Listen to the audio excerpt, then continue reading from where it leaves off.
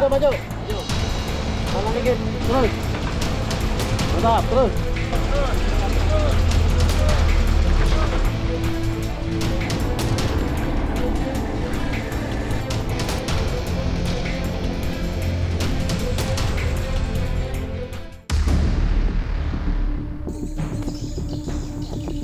Bu, maaf Bu, saya nggak jadi naik Bu ya. Ternyata sulit.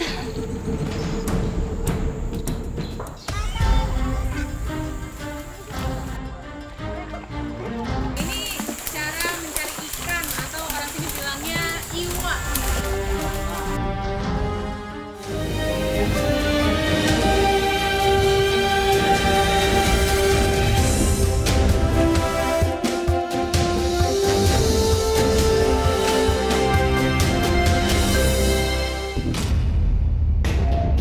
Kalimantan Selatan memiliki kekayaan hasil alam yang melimpah. Terletak di Kabupaten Tabalong, desa itu bernama Salikung, yang memiliki lebih dari 900 penduduk dan menjadi bagian dari wilayah Kecamatan Muara Uya. Salikung menjadi salah satu desa terdalam di Kabupaten Tabalong. Jarak tempuh Salikung dari wilayah Tanjung yang merupakan pusat kegiatan ekonomi di Kabupaten Tabalong berkisar 90 km. Sayangnya, infrastruktur jalan yang sangat buruk kami temui di sini. Tapi keadaan ini membentuk karakter tangguh bagi masyarakat desa Salikung yang pada kesehariannya berjuang mengukir angan.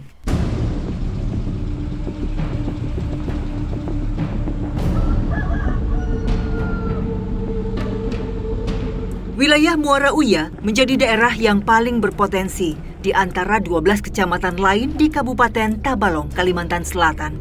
Selain dekat dari calon ibu kota Nusantara Kalimantan Timur, bagian utara dan barat Muara Uya berbatasan dengan Provinsi Kalimantan Tengah.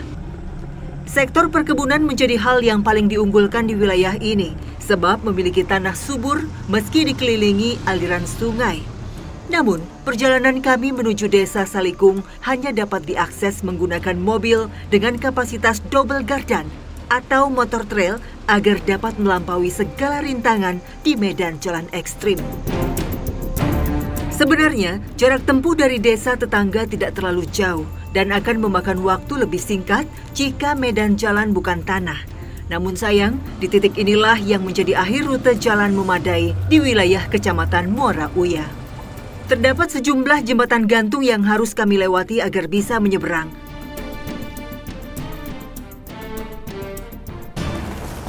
Hari sudah mulai gelap, ini kami masih di tengah perjalanan, namun ada jembatan yang agak bingung mau dilewatinya bagaimana karena posisinya seperti ini.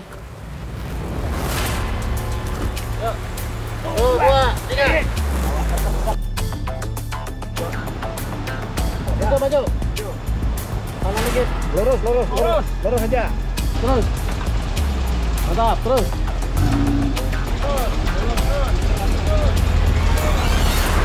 Satu mobil udah berhasil lewat, ini mau mobil selanjutnya, mudah-mudahan jembatannya masih kuat. Kali ini kami beruntung. Kedua mobil yang ditumpangi berhasil lolos dari rintangan jembatan kayu karena warga yang mengendarai mobil sudah mengenal karakter medan jalan di sini. Kondisi ekstrim seperti ini biasa dihadapi para pengemudi ketika hendak masuk ke dalam desa Salikung. Tak henti di situ, kondisi cuaca menjadi rintangan lain yang kami hadapi.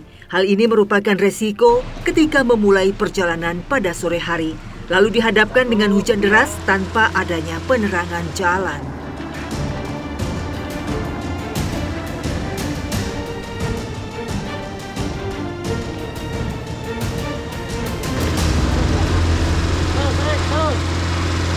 Jadi di bagian seberangnya ini ada kayu yang bisa ditarik pakai tali yang dikaitkan ke mobil supaya kayunya ini membentuk jembatan.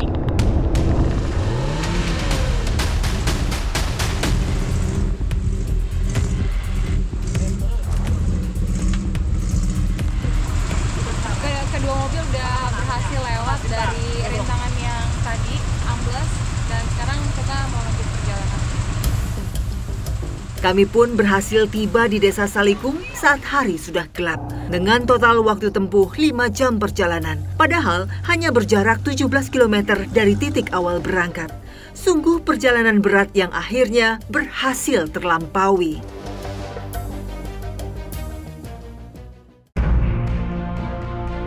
Desa Salikung menjadi sentra tanaman jengkol di Muara Uya. Musim penghujan menjadi satu-satunya musim panen dalam setahun. Walau hanya sekali panen, buah jengkol yang siap petik amat berlimpah. Tanah yang subur membuat tanaman jengkol mudah tumbuh. Tetapi jangan salah, pohon jengkol yang baru ditanam akan menghasilkan buah yang baik untuk dikonsumsi setelah masa 10 tahun tanam. Sejak zaman leluhur, warga biasa bercocok tanam jengkol atau lebih dikenal dengan sebutan cering. Tak heran luas kebun jengkol bisa mencapai lebih dari 1 hektar yang dikelola dengan baik oleh warga. Saya bertemu Hatna dan keluarganya yang hendak memanen jengkol. Kami harus berjalan kaki sekitar 2 km untuk sampai di kebun. Pohon jengkol di sini memiliki ketinggian mencapai 15 meter lebih. Walau begitu, rupanya Hatna sejak kecil sudah biasa memanjat ke atas pohon untuk mengambil buah jengkol. Aksi ini dilakukannya tanpa menggunakan alat keselamatan apapun. Saya penasaran ingin mencoba memanjat seperti yang dilakukan Bu Hatna.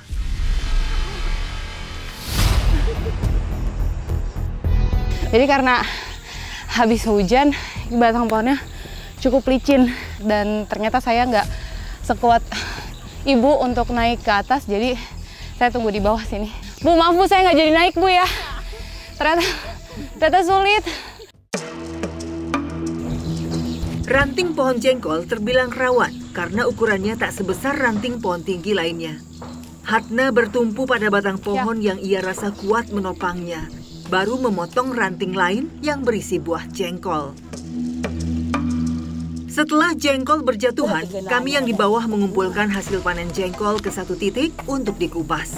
Buat nak, ibu memang sudah biasa naik manjat ke atas. Emangnya ini Bu nggak takut gitu?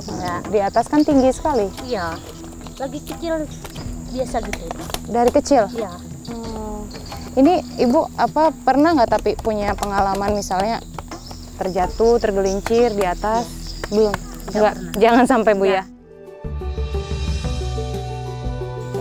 Sudah puluhan tahun warga di sini menggantungkan hidupnya sebagai petani jengkol. Tapi harga pasaran jarang berubah signifikan, bahkan terkadang menurun.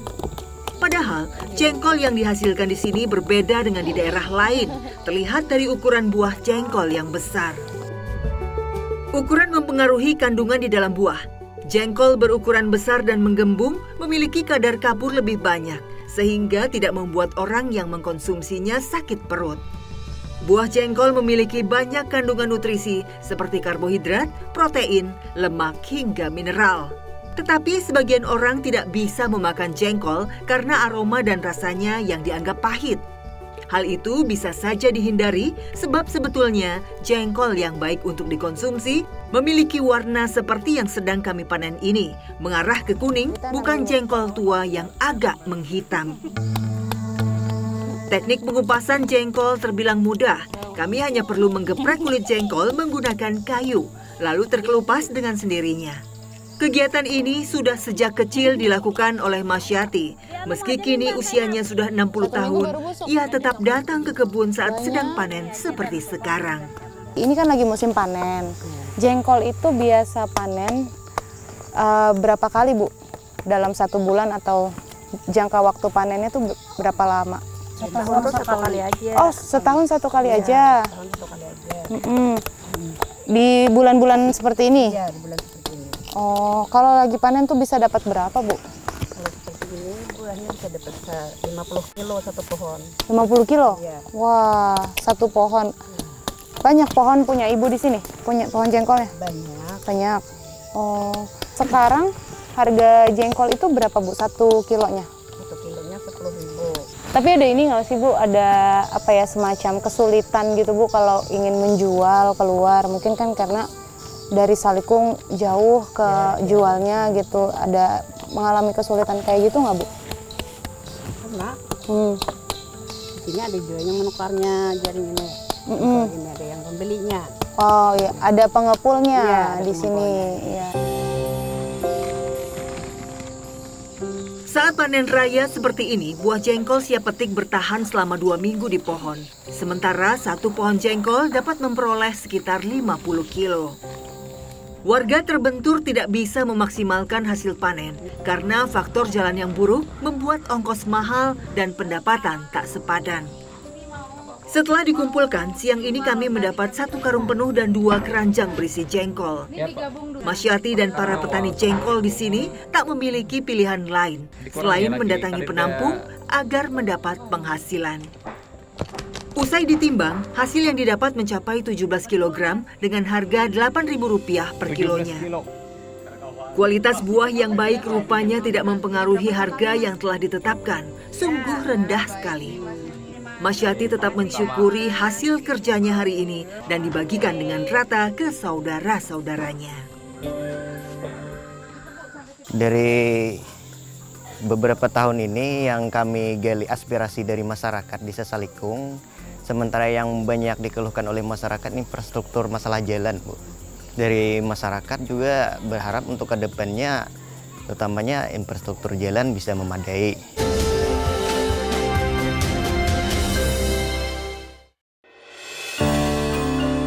Pergi ke pasar menjadi kegiatan keseharian para ibu. Hal ini tidak berlaku bagi ibu-ibu di Desa Salikung. Jangankan ke pasar, untuk memiliki lauk saja mereka harus menanam dulu. Ya, kondisi ini berlangsung sejak lama, sebab jarak tempuh yang jauh untuk bisa tiba di pasar. Satu-satunya pasar yang ada berkisar 20 km dari rumah mereka. Menghadapi hal ini membuat ibu-ibu tak putus asa, berkreasi dengan hasil tanam yang ada, salah satunya tunas akar pohon bambu atau biasa disebut rebung. Tanaman ini masuk dalam jenis sayuran yang bisa dikonsumsi. Ukuran rebung di sela-sela batang bambu berbeda-beda, tetapi jika sudah muncul ke permukaan, sudah dapat diambil dan memiliki kandungan yang sama.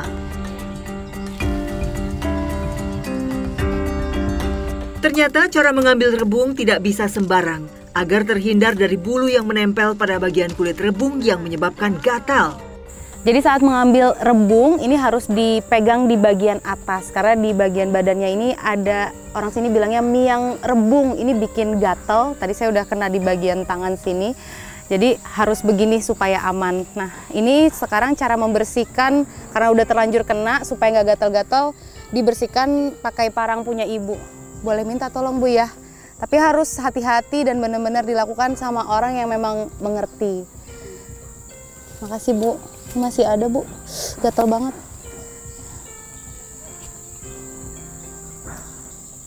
Ya, makasih Bu ya. Kita bawa ini Bu ya.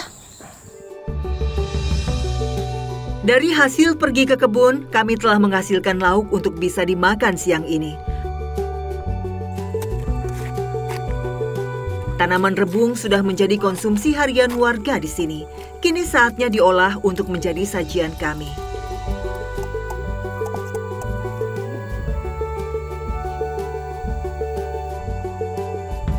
Rebung hanya perlu dipotong menjadi banyak, dicuci, lalu direbus air yang diberi sedikit bawang merah dan garam.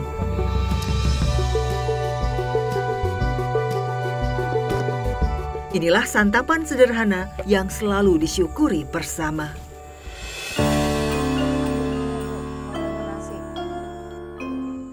Siang ini kami menyantap makanan sambil beristirahat sejenak dari aktivitas menugal padi. Rasa lelah terbayar sejenak walau hanya dengan kondisi seadanya. Nah, ini bentuk rebung tuh kayak ubi, tapi rasanya lebih ada rasa karena tadi sudah dicampur dengan bumbu. Jadi direbus dan dipakai nasi sambal gini udah rasanya cukup enak ya Bu ya, kenyang ya Bu ya, yang penting ya, dan sehat.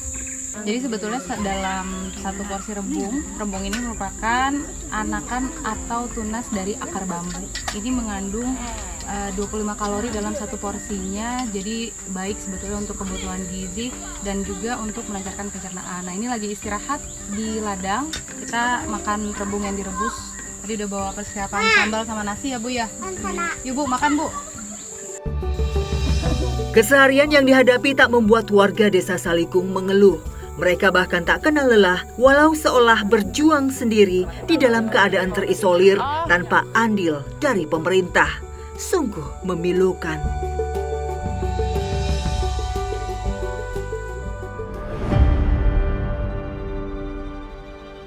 Selain dari kebun, sumber lauk lainnya berasal dari sungai yang mengelilingi desa Salikung. Walau memiliki aliran air terasa tenang, namun di dalamnya terdapat banyak ikan yang bisa diambil. Cara yang digunakan warga untuk menangkap ikan terbilang unik. Jaring panjang disangkutkan di bagian pinggir sungai hingga terbentuk seperti net. Lalu menggiring ikan dengan ditepuk pakai kayu searah dengan arus sungai hingga ikan-ikan masuk ke jaring perangkap. Cara menangkap ikan seperti ini biasanya dilakukan oleh ibu-ibu ketika ingin memasak ikan.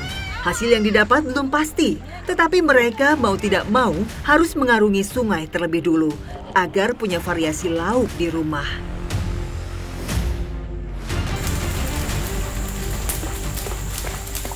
Nah, ini cara mencari ikan atau orang sini bilangnya iwa dengan digiring dari arah arus dan dipukul-pukul gini airnya supaya ikannya datang ke arah jaring yang udah kita pasang. Menepuk kayu ke air dinilai mereka akan membuat suasana bising di dalam air, sehingga ikan di dalam akan segera menuju ke jaring. Cara ini sudah dilakukan sejak puluhan tahun lalu di desa Salikung. Sungainya ini dasarnya banyak batu, jadi walaupun terlihat tenang, tapi tetap hati-hati. Dan ini sambil menggiring ini kita harus perhatikan di bawah ini, kadang dalam segini, kadang ini sekarang lagi tingginya segini. Usai berjalan di sungai ke arah dan melawan arus, kami mendatangi jaring untuk mengetahui hasil yang didapat. Meski sempat ada yang lolos dari jaring, ternyata upaya kami membuahkan hasil. Megang di sini supaya kan lepas. Biar nggak lepas. Jadi ini kita dapat ikan nila. Ternyata saya baru kali ini memancing dengan cara menggiring dan ternyata efektif. Jadi dapat satu yang nyangkut di jaring. Kita lihat lagi nanti jaring sebelah sana, mudah-mudahan ada yang nyangkut juga. Ikan yang didapat memang bukan seperti ikan laut. Tentu ukuran dan jenisnya berbeda.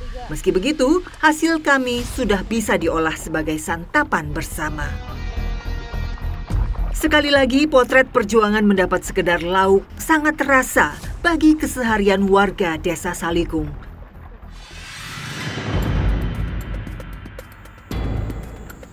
Ibu-ibu mengolah ikan dengan dibakar menggunakan bumbu seadanya dan tetap dinikmati penuh syukur. Bu, sering cari ikan ke sungai? Ini biasanya untuk apa, Bu? Dimasak kayak gini aja atau mau dijual lagi? Saran kadang mau rancak di basaki, Bang. Isan makan seorang. Makan sendiri? Padahal ini dapatnya kan lumayan banyak, Bu, bisa dijual. Kadang cukup mau dijual ini. Gisan makan aja cukup. Buat makan aja. Jadi di pasar sini gisan dimasak. Bu, pernah nggak sih sungai ini sampai airnya tuh tinggi gitu, mungkin pernah banjir gitu, pernah kah? Pernah. Tapi ibu pernah nggak ngalamin hal-hal yang terseret arus gitu di sungai? Suahay rat banyak dalam mencari iwak itu. Pernah. Terus gimana, Bu? Waktu itu kondisinya kayak gimana sih bisa selamat gitu? Ke pinggir. Keinginan mereka sebetulnya sederhana, hanya ingin mendapat sedikit kemudahan agar tak selamanya terjebak dalam kondisi yang tidak memiliki pilihan. Kendala yang dihadapi warga bisa saja mengalami perubahan jika diperhatikan lebih oleh pihak berwenang. Nah, ini hasil tangkapan kita tadi, masih segar, jadi pas dimasak rasanya tuh gurih. Cuman emang agak banyak durinya. Tapi tadi sedikit dikasih bumbu dapur jadinya gurih, habis itu langsung dibakar, dimakan kayak gini, wah nikmat banget.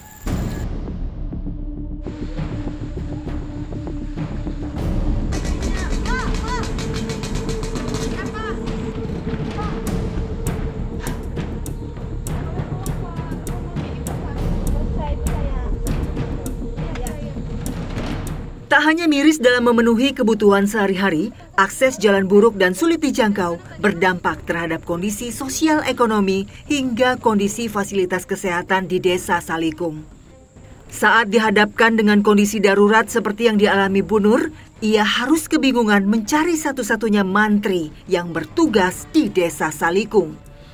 Bu Nur sangat khawatir dengan kondisi ibunya di rumah yang sudah menginjak usia senja dan kini tengah mengeluh sakit karena gulanya sedang tinggi. Ibu Maskiah sudah alami lumpuh selama setahun akibat diabetes. Ia sehari-hari kesulitan mendapat obat pereda sakit karena tidak adanya perawatan intens yang dilakukan. Mantri desa hanya bisa memberi obat-obatan sesuai persediaan yang sedang ia bawa. Sungguh perjuangan melawan sakit yang berat bagi Ibu Maskiah. Jarak Desa Salikung menuju Puskesmas Muara Uya berkisar 52 km. Kondisi itu diperparah dengan akses jalan yang buruk.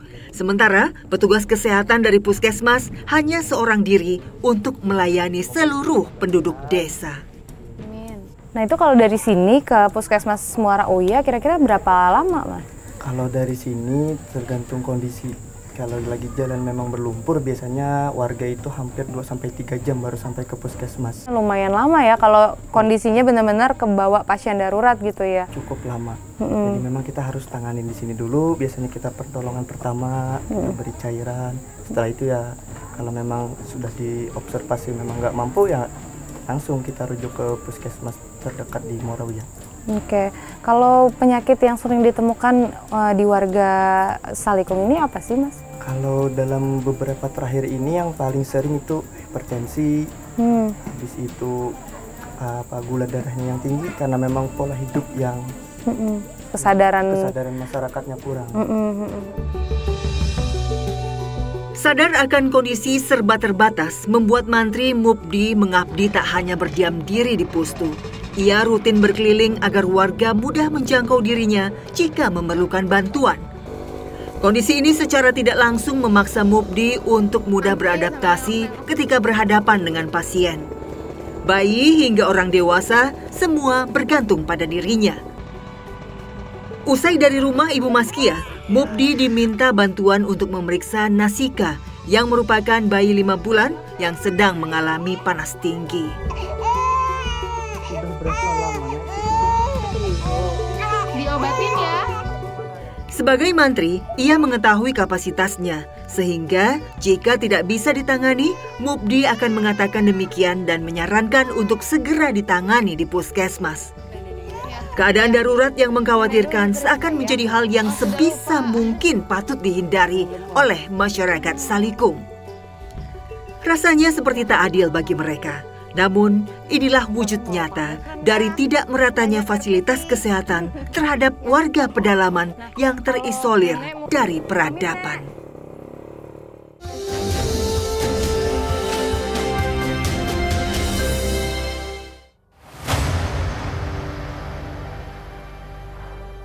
Desa Salikung dianugerahi tanah subur yang membuat tanaman mudah tumbuh, salah satunya pohon kelapa. Di sini, buah kelapa melimpah ruah, namun terabaikan. Padahal banyak sekali turunan buah kelapa yang bisa diolah dan hasilnya bisa meraup pendapatan. Lahan yang sangat luas ini dikelilingi pemandangan buah kelapa busuk yang berserakan di tanah. Sangat disayangkan ya melihat kondisi yang sudah dianggap biasa oleh masyarakat sini, yaitu buah kelapa yang jatuh ke tanah, menumpuk dan membusuk seperti ini, padahal sangat bisa untuk dijadikan peluang bagi penghasilan warga di sini. Namun mau bagaimana lagi, mereka tidak ada fasilitas untuk mengolahnya dan mereka pun bingung mau jual kemana. Kondisi ironi ini terjadi saat tak ada lagi penampung buah kelapa di Salikung pada 5 tahun silam.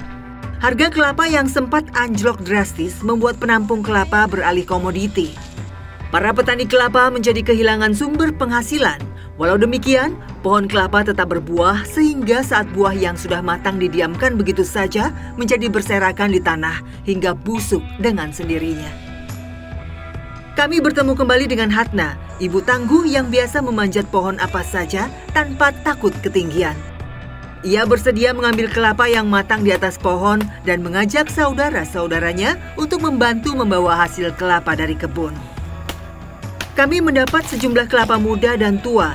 Melihat hasil yang didapat cukup banyak, saya tercetus ide untuk membuat santan dan dijual di kampung untuk mendapat penghasilan tambahan. Kalau sekali memanjat, biasanya satu pohon ibu bisa dapat berapa buah kelapa? Bisa sampai 20 biji. Oh ya, banyak sekali. Kalau buahnya yang banyak tuh bisa 50 biji gitu. Satu pohon? Ya. Ibu biasanya kalau sudah dapat dikumpulkan, kan jenis kelapanya ini ada yang muda, ada yang tua gitu. Nah, tapi kalau kita manjat, kita yang tua aja diambil. Kenapa hanya mengambil kelapa yang tua aja, Bu? Sebab yang muda nggak suka. Oh gitu. Dan yang bisa diolah? Diolah santan. Cuman yang tua aja. Oh gitu. Kalau santan itu biasanya ibu jual atau ibu apa? Ya dibikin kue lah, dibikin sayur lodeh gitu. Dikonsumsi? Ya. Kenapa nggak dijual, Bu? Udah ada yang nggak mau beli santan. Orang beli kelapanya gini-gini aja. Kan ini sebetulnya berpeluang, Bu, buat usaha ibu nih. Untuk bikin santan terus jadi usaha ibu lah gitu. Udah capek-capek manjat ke atas, Bu.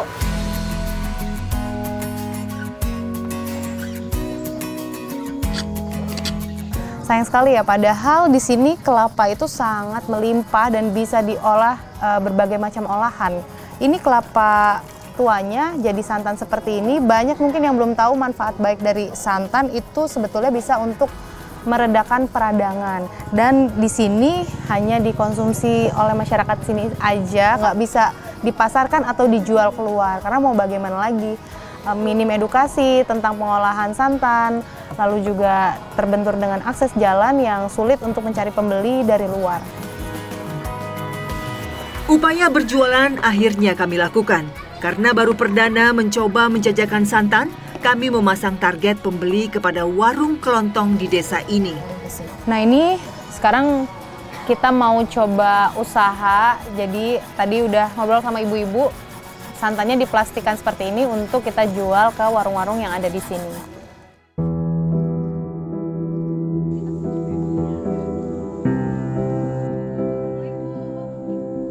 Warung ini menjadi satu-satunya tumpuan warga untuk membeli kebutuhan sehari-hari. Saat kami hampiri, rupanya sang pemilik warung menolak santan yang kami jual, walau hanya diberi harga Rp5.000 per bungkus. Jadi karena ternyata di sini rumah itu jarang ada yang memiliki kulkas, bahkan tidak ada rumah yang ada kulkas, jadi warung pun tidak bisa menerima santan yang hendak kami jual karena bingung mau menyimpan di mana, takut sudah basi karena tidak ada tempat penyimpanan.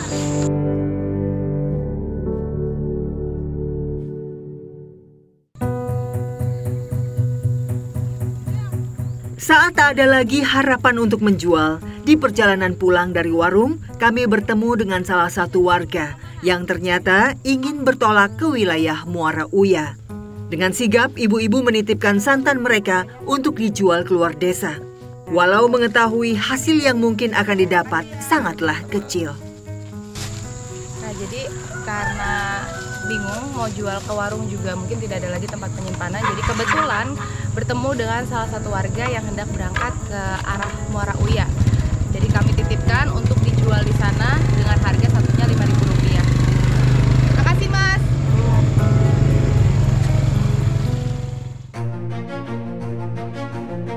Hidup dengan kondisi jauh dari kecukupan tak membuat warga desa Salikung berhenti berjuang. Mereka tetap mengukir angan yang tak kunjung datang dengan mensyukuri segala yang ada. Potret kesenjangan sosial di wilayah yang berpotensi seperti ini terbentur oleh satu faktor masalah infrastruktur yang sebenarnya bisa teratasi jika mendapat perhatian para pemangku kebijakan. Kapan peningkatan taraf hidup dapat terwujud bagi mereka yang terlupakan?